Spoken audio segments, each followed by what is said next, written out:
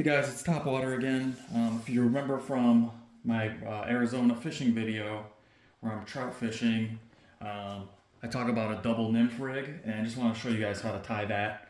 I'm starting from my last video where I showed you how to tie on and do fly fishing from your spinning reel, spinning combo. So that's this piece here. I've got on some tippet, and then which I tied to my main line, and then a fly. And for a double nymph rig, what I think probably works best is if you pick another fly that's around the same size and weight. Otherwise, it could sink and pull them down. Sometimes you want them floating. Sometimes, depending on the type of fly, you might want them to sink, and then you're kind of pulling it along with the current. So that's kind of like the smaller nymph right there, which you can tie on. But for this, I'm going to tie something similar on, and it's going to go with this nice, colorful, like orangish looking one. And so the first thing you do is you grab another piece of tippet. It could be anything from 12 inches, 18 inches, something like that. And the way you do it is you tie it on the hook. Make sure you guys can see. If you tie it right on the hook here, you're going to wrap your line underneath. It basically ties to the bottom of that hook, like the center of the bottom. And so for this, I am going to go ahead and tie that same knot that I tied last time, where I take it and I'm going to spin it around my finger 5 times. 1, 2, 3, 4, and 5. Kind of spun itself even a little bit there, which is not bad. You can also wet it. That's a good idea, just to make sure the knot gets tight. Otherwise, on this one in particular, it can get loose.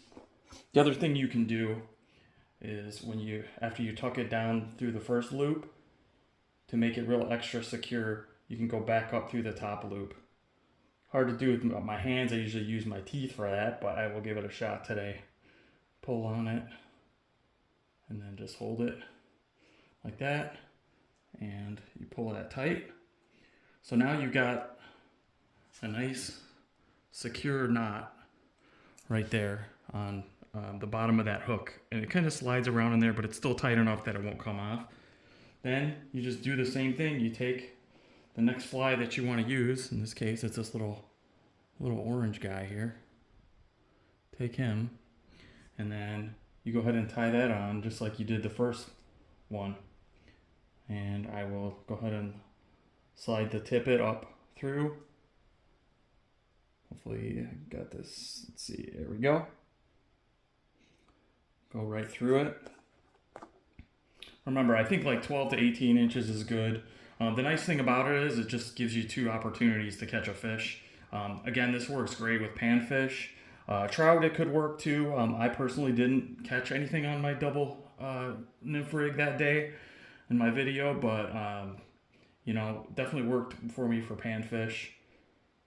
And I think one thing that helps is the tippet is thinner line, so it's even less for the fish to see, the trout to see when you're fishing. And they do get spooked easily, so it's something that you want to either have a light touch with, or something you want to cast into the stream, like upstream from them.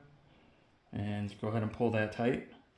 Okay, and that now is your double nymph rig. I don't know if you'll be able to see the whole thing at once. I got it zoomed here, but that's how you get to the double nymph rig. All right, and here's pretty much what the double nymph rig looks like when you have it all done.